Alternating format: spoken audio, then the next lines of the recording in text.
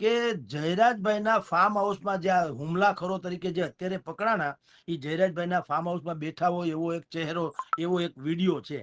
હવે તમે વિચાર કરો, મારા રહોડામાં કે બેડરૂમમાં શું થાય તો મારા જ કોઈક માણસને ખબર હોય ને. ત્રાહિત માણા કઈ ઉપરથી ગેલેરીમાંથી કઈ ફોટા પાડલી એવું બધું તો કઈ હોય નહીં. તો એ કોઈક અંદરના માણસે જ આ વિડીયો લીક કર્યો હોય તો અંદરમાં તો બીજું કોણ હોય? આહિર સમાજનો હોય તો જ ને તો લગભગ એન્ટર હોય. આમ જો કે માયાભાઈ 18 વર્ષના ગણાય, પણ ટૂંકમાં વિશ્વાસુ તો હોય, એને જ આવ્યા હોય ને, એને જ વિડીયો ઉતાર્યો હોય ને. તો હવે એમાંથી જ ક્યાંક લીક થયું હોય. એટલે રાહત ઇન્દોરીની કે બીજા કોઈ એક કવિની એક પંક્તિ છે ને કે મશવરા તો અપનો કે બેચ હુઆ થા, ये बात जग को कैसे पता चल गई.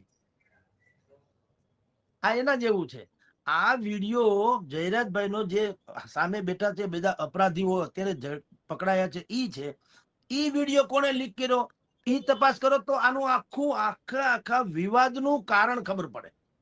એમાં નવનીતભાઈ પાછા ગૌણ થઈ જાય. જેને માર ખાધો બગદાણાના પૂર્વ સરપંચ નવનીતભાઈ બાલધિયા, હુમલો એના ઉપર કરવામાં આવ્યો, ત્યાંથી ભલે હળગ્યું હોય, પણ ખરું મૂળ ક્યાં છે કે જયરાજભાઈના ફાર્મ હાઉસમાં આ બધા જે બેઠા છે એ વિડીયો કોણે લીક કર્યો ઈ કરો તો અનુસંધાનની ખબર પડે કે ખરી લડત શું છે. નવનીતભાઈ તો ઢાલ છે.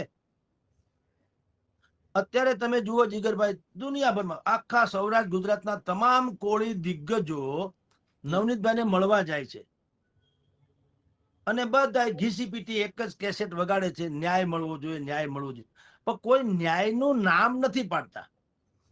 મગનું નામ મરી તો કોઈ પાડતું નથી કે ભાઈ ન્યાયનું ગુજરાતી શું હોય તો ન્યાય મળ્યો કહેવાય. મને તમે કયો તો કે બસ ન્યાય એટલે ઉચિત તપાસ થાય, યોગ્ય કાર્યવાહી થાય અને દોષિતોને દંડ થાય. ઈ પણ એવું બાજુ બોલે, પણ કોઈ ગુજરાતીમાં નથી કહેતું કે ભાઈ નવનીતભાઈનો જે આક્ષેપ છે કે મને માયાભાઈના દીકરા જયરાજભાઈના ઈશારે મારવામાં આવ્યો છે, એટલે FIR માં એનું નામ સામેલ કરો અને એને સજા કરો.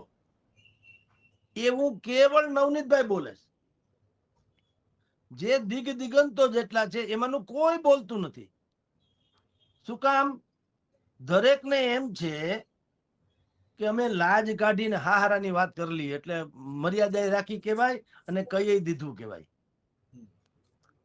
હીરાભાઈ સ્વયં બોલે છે ત્યારે પણ એ કે છે કે નવનીતભાઈ એમ કે છે, ઓલા જયારે ટીવી વાળા પૂછે કે તમે શું કહો છો કે આમાં માયાભાઈના દીકરાનો હાથ છે, એવું તમે જે કહો છો તો તમે એવી માગણી કરી સરકાર